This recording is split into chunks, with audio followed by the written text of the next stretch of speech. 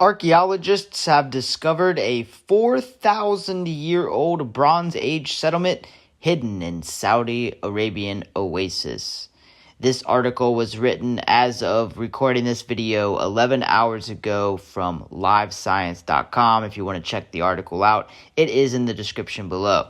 I may or may not butcher some pronunciation in this video, as there's quite a bit of Arabic and French words in this article. So if I do butcher them, please forgive me. I apologize in advance. I tried my best. So, archaeologists recently uncovered al-Natah near the city of Al-Ula in the Hejaz region, a part of western Saudi Arabia. The settlement itself is modest, covering roughly 3.7 acres or 1.5 hectares in terms of size. It's much smaller than the sprawling Bronze Age cities in Mesopotamia and Egypt. However, al-Natah consisted of a central district, a nearby residential area, and was surrounded by protective ramparts. The town's population was also modest, with an estimated 500 residents. Within al-Natah's residential area, archaeologists found an array of artifacts, including pottery shards and grinding stones, which hint at the daily lives of its people.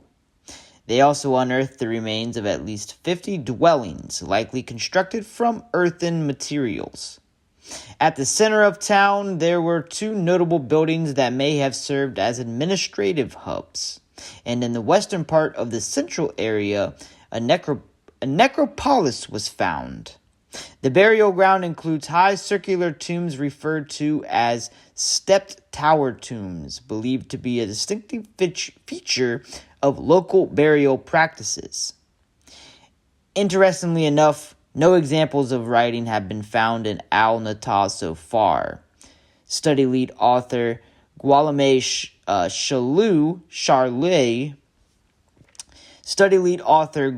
Charlet, an archaeologist within the French National Center for Scientific Research, suggests that this might mean that writing hadn't become widely used in this particular region yet.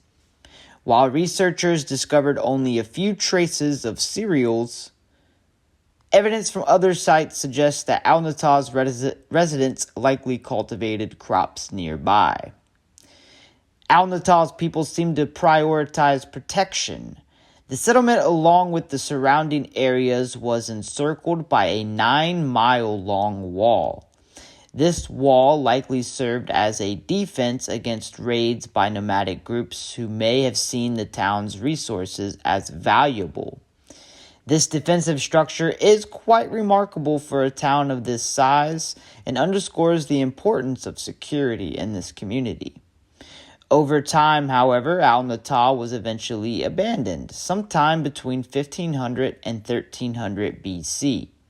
Archaeologists aren't really certain why. Charlet himself has said that we have very few clues about the settlement's last days. It's one of the many unanswered questions about this site, leaving a sense of mystery about what might have led to the town's decline. Now, what we considered al-Natah's timeline, it stands in stark contrast to other parts of the ancient world. By 2400 BC, large urban centers in Mesopotamia and Egypt were flourishing. But in Arabia, research from sites like al-Natah suggests urbanization was slower, perhaps delayed by cultural or environmental factors. This phase, referred to as low urbanization, seems to mark a transition from pastoral, nomadic lifestyles to a more settled, complex society, but on a smaller scale compared to Mesopotamia or Egypt. Charlet and his team noted that urbanization on the Arabian Peninsula didn't truly begin until the second half of the 3rd millennium BC, when some groups adopted a sedentary lifestyle and started engaging in agriculture on a larger scale. By comparison, Egypt and Mesopotamia had established their settled communities much earlier, yet the Arabian Peninsula's journey toward urban life, though slower, was unique. Towns in Saudi Arabia during this period were smaller and often surrounded by large walls, a feature designed to safeguard resources. Experts outside of the study, like Juan Manuel Tebez from the Catholic University of Argentina, have praised this research, recognizing its importance for understanding the region's history. He notes that it complements findings from other archaeological sites in northwest Saudi Arabia, such as the city of Taimah, where thousands of years of occupation have been documented. Robert Andrew Carter, a senior archaeologist at Qatar Museums, also commends this study.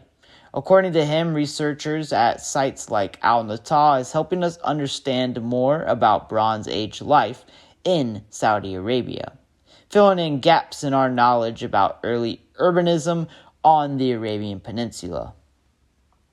From its modest beginnings to its eventual abandonment, al-Natah offers a very unique window into a world caught between nomadic tradition and the gradual onset of sedentary lifestyle and urban life.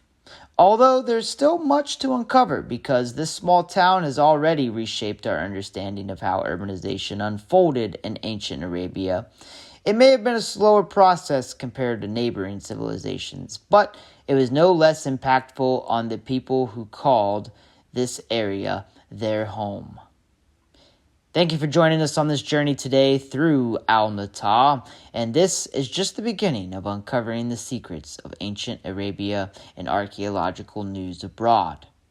Subscribe for more explorations into the ancient world and stay tuned for our next dive into history.